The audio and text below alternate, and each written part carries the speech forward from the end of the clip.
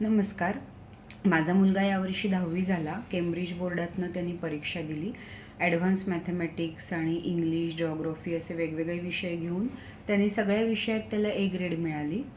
तर त्याच्या आधी आम्ही अनेक बोर्ड बदलत राहिलो आणि बदलत राहिलो म्हणण्यापेक्षा अनेक बोर्डांची वेगवेगळी पुस्तकं घेऊन त्याचा कस्टमाइज सिलॅबस करून आम्ही त्याचा अभ्यास घेतला. 1ली ते 7वीपर्यंत तो शाळेतच गेला नाही.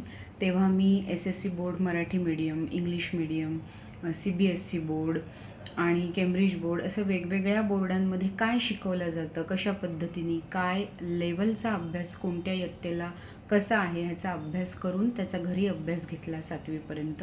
आणि 7वीनंतर तो एका नॉन कन्व्हेन्शनल शाळेत गेला. तेव्हाही आम्ही 7वी 8वी त्याला अभ्यासाचा फोर्स केला नाही, मार्क आणण्यासाठी घाई केली नाही.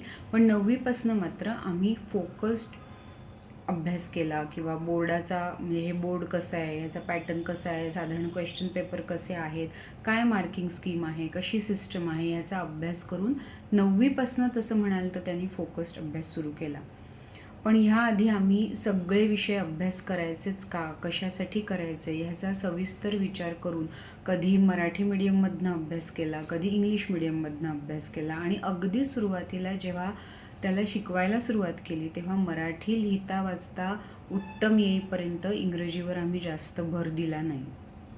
आणि 1ली ते 7वी काही विषय आम्ही पाठ्यपुस्तकातनं म्हणजे इतिहास, नागरिकशास्त्र, भूगोलासारखे विषय पाठ्यपुस्तकातनं न करता त्याच्यासाठी वेगवेगळी पुस्तकं आणली, आमची लायब्ररी तयार केली. आणि प्रत्येक वेळेस पुस्तकच गरजेचं असं आहे असं नाही. दैनंदिन जीवनात पण आपल्या रोजच्या घडणाऱ्या घटना, रोजचं आजूबाजूला चाललेलं वातावरण किंवा पेपर, बातम्या ह्याच्यातनं सुद्धा आम्ही हे विषय बऱ्यापैकी हाताळले आणि स्वतःच्या लायब्ररीतनंच बरीचशी पुस्तकं आम्ही वाचली.